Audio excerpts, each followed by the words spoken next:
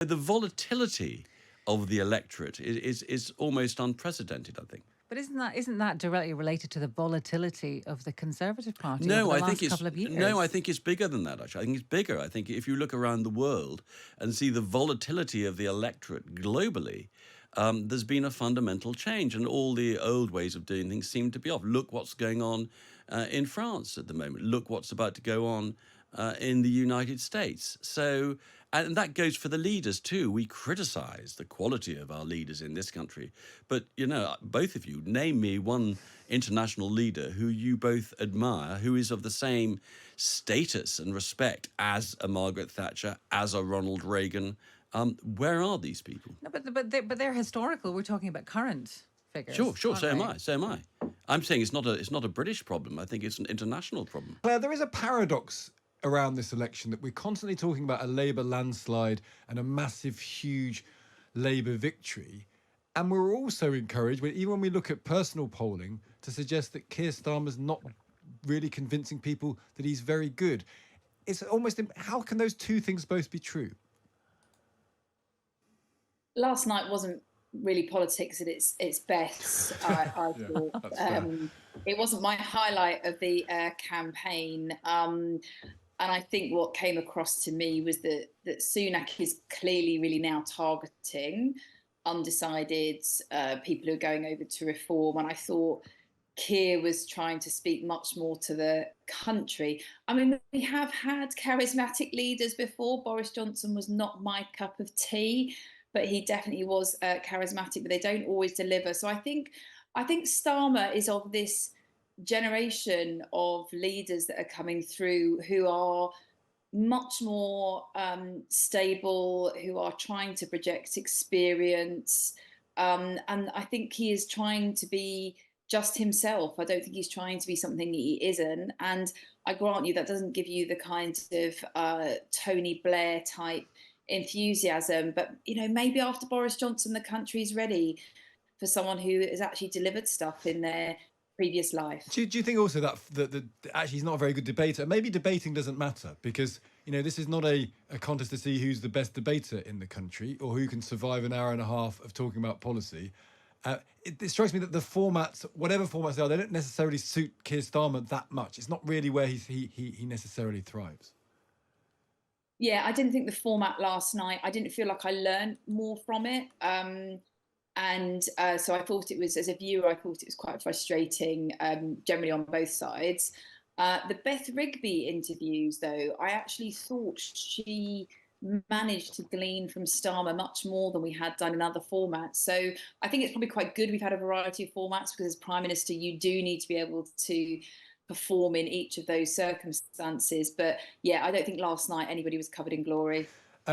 Hugo, what do you think? Do we have two mediocre people? I mean, have we ended up with these aren't particularly? This is not a glorious generation of leaders we're confronting here. Well, it's certainly not a glorious campaign, is it? If it was a Broadway show, it would have struggled to get to a second night, let alone a second week. And I don't think people are very focused yet, actually. I mean, a lot of people, some have voted early on with a polling vote, a postal vote, but I think a lot of people are concentrating on the football and other things, and it's sort of noise in the background. Really? And I think they'll concentrate in the next few days and over the weekend, really. By which time it feels like, but it does feel like it's already over for the Tories. Yeah, well, but is it? Well, I mean, is it? On the one, we led to believe it's over for the Tories, and it's quite possibly it is. But to what extent is it over? Because no one's really factoring in the solid block of Tory voters who will always vote Tory, and then those, as you say, who might come back from flirting with reform after Farage's missteps. Well, we'll get to polling in a minute, but yeah. Has Sunak caused the problem here? Because at one level, everything, as you say in the campaign, that could go wrong. I mean, before this, if you just said he leaves D-Day, there's betting from his people in his close circle based on the election. You wouldn't have believed that would. Well, I mean, launching the election in Northern Ireland, where we don't have Conservative candidates, struck me as being rather eccentric. Yep. Titanic shipyard. I don't think it, as the Irish say, it was all right when he left here. I don't think it was. I don't think it's been the most edifying campaign. I'm not even sure people want a general election at the moment. I don't get the country's not seized by fever. And, you know, the allusion to Tony Blair in 97, that was palpably different. There was a real feeling that the Tories had come to the end of the road and they'd exhausted everyone's patience. Surely that And there was a feeling's there real now, isn't thirst it? for change and cool Britannia and here we go, brave new modern world. You're not getting any of that on Oh, the we're not getting the streets. first part of that, though. The absolute exhaustion of people like Rishi Sunak. They've been in power for 14 years. He carries the can for that 14 years. Well, I think that's true. I think he carries the can for Liz Truss and for that, and for Boris to an extent, and for Brexit. And this is a party which, you know, which is exhausted. And I think in the, you know, it's been through Brexit. The Brexit dividends are not perceived to have come through yet. Then we had COVID, Ukraine, the spike in energy prices. I mean, they've had an enormous amount to deal with, and you know they're not naturally odds hard. They've got a lot of people now standing down and retiring, and it's Labour's to win. Of course it is, which is what's really the campaign's been about. It's Starmer keeping his cards very close to his chest, not wanting to drop the vase. And increasingly, you'll see Sunak, I think, going on the attack and becoming more fluent, as he was last night in a debate that he probably clearly won, not least on the issue of immigration. Claire, we're going to talk about polls, but I'm just interested in that point about why there's a perception among some people that this kind of campaign hasn't caught people's imagination yet.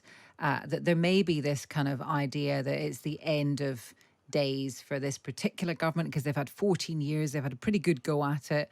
Many people think they have not done a good job. But is the kind of lack of enthusiasm is that just now skepticism, cynicism that actually anything is going to change this time? Does the change message not actually ring true anymore, do you think, Claire?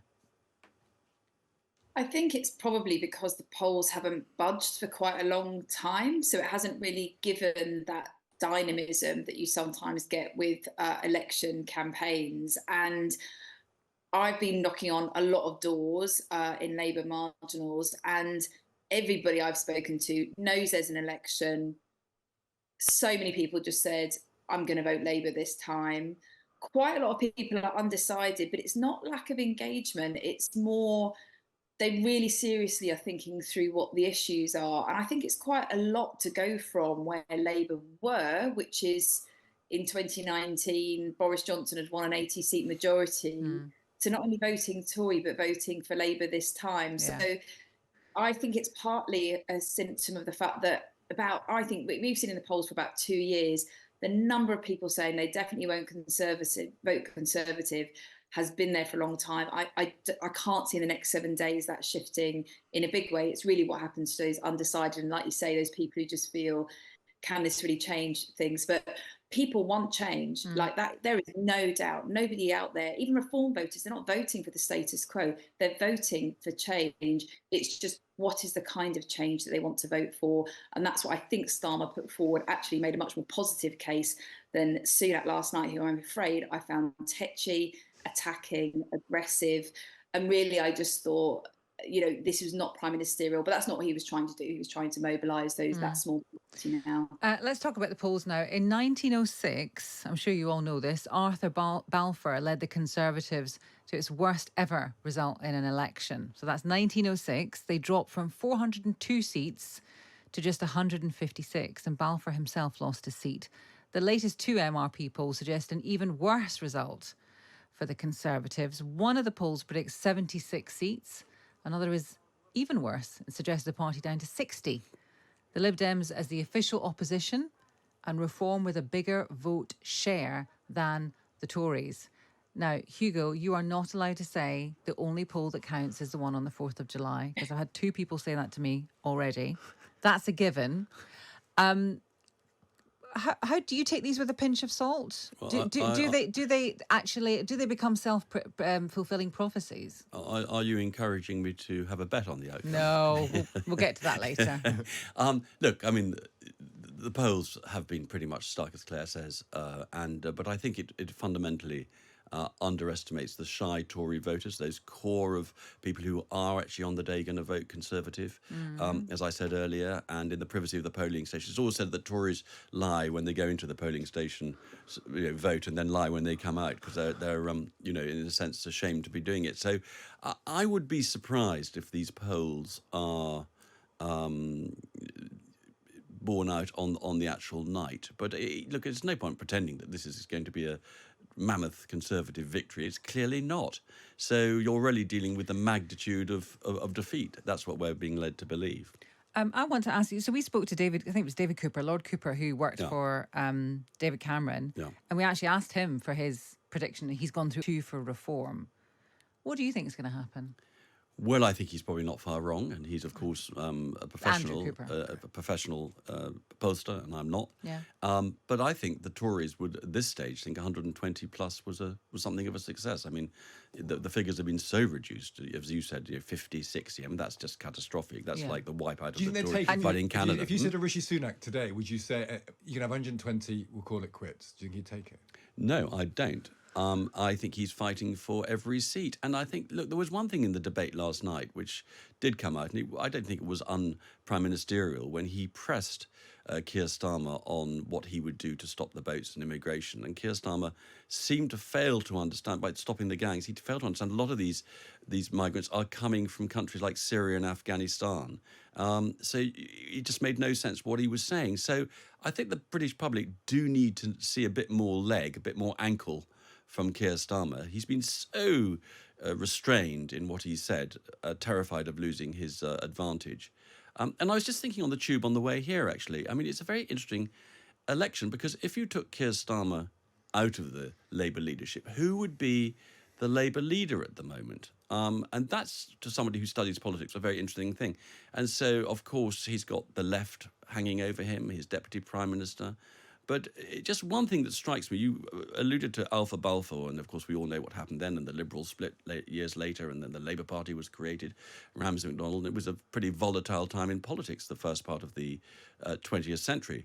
But it is extraordinary where I'm sitting to think, here we had a year or so ago a Tory majority of 80 under Boris, and we're now talking about as many Tory seats being left after the election. Yeah. So the volatility of the electorate is almost unprecedented, I think. But isn't that directly related to the volatility of the Conservative Party No, over the I think last couple of years? No, I think it's bigger than that, actually. I think it's bigger. I think if you look around the world and see the volatility of the electorate globally, there's been a fundamental change, and all the old ways of doing things seem to be off. Look what's going on in France at the moment. Look what's about to go on in the United States. So, and that goes for the leaders too. We criticise the quality of our leaders in this country, but both of you, name me one international leader who you both admire, who is of the same status and respect as a Margaret Thatcher, as a Ronald Reagan.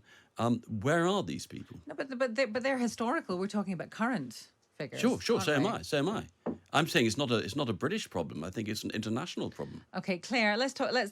Get back to polling. This kind of prediction that we got from Lord Cooper about 400 seats for Labour. Obviously, Labour supporters would love that. Is there any concern about so-called shy Tories?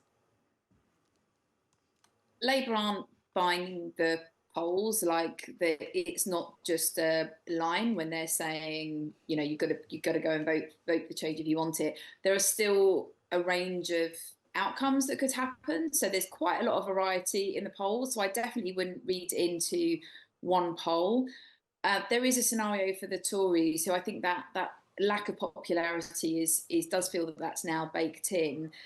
There is a scenario for the Tories where they get hit on all sides. I think the Reform vote share is going to surprise people. It may not translate into the numbers of parliamentary seats, but I think if the Tories are hit on both sides and you have some support for the Liberal Democrats in other seats, you could well see a scenario that we haven't seen for some time. But I do agree that we should, of course, we're going to be reporting on the polls, but I would hope that there would be more discussion on what a future government might do and how we can tackle some of the big issues of our time. Some of the polling is also suggesting that the public want to be discussing cost of living, they want to be discussing health service, social care, immigration, and have really practical solutions, rather than what we've had, which is a debate that's been dominated by really some somewhat marginal issues and marginal takes on those issues.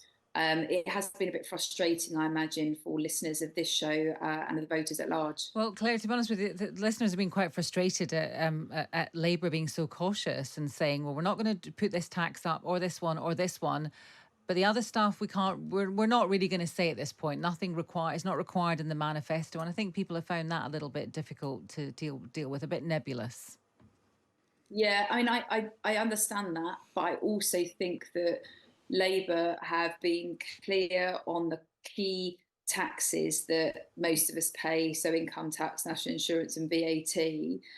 I think if they were to basically rule out changing the rates of every single tax that there are, and there are many, many, many taxes, then that would feel implausible. And of course, over the last few years under the Conservatives, we have all seen our taxes go up when we had a guarantee that wouldn't happen in the election previous. So I think a proper debate about what the kind of tensions and dilemmas are is right. I think it's right that Labour are giving themselves, I hope, some space to be able to govern in a different way. I would also like to see more imaginative ways of making policy. So why can't we have more citizen involvement in some of these big conversations about social care and the future of the NHS? Quite difficult to do that in opposition, but I hope we have more of that collaborative decision making were we to get a Labour government in the future, rather than see this crash plan from the Tories that we've had. I think the reverse is true, Claire. I think that the time for the thinking is probably opposition. When you're in government, it comes at you so fast and furious. There's no time to think about anything. But there we go. So I think on the taxing, I don't think you can quite get away with that. I mean, the fact is, Keir Starmer was asked specifically last night about taxing pensions, and there are a whole lot of pensioners out there listening to this programme who want to know if their pensions are going to be taxed, and he refused to answer that. And I think that's pretty disgraceful and pretty fundamental. But just on the polling and who's going to do well and where, there is an interesting small piece in the Times today, I think it was, that I was reading about a sort of a non-compete pact between the Lib Dems and Labour in some areas. So that's also quite interesting as well. And that's why some of these polls put the Lib Dems so high, because they have them as high as 70. Yeah, and for me, my political life has been spent fighting the Lib Dems and driving them back into the sea in the southwest, and which we successfully did. And now it's looking as if they're sort of crawling back onto the beach and up the cliffs again. They're going to emerge like Aphrodite. Well, or something. Is the other way of putting it, perhaps. He's not a fan, is he? No. Clearly not a fan. He's actually gone the get in the sea metaphor. Yeah. Seldom used here on Times Radio.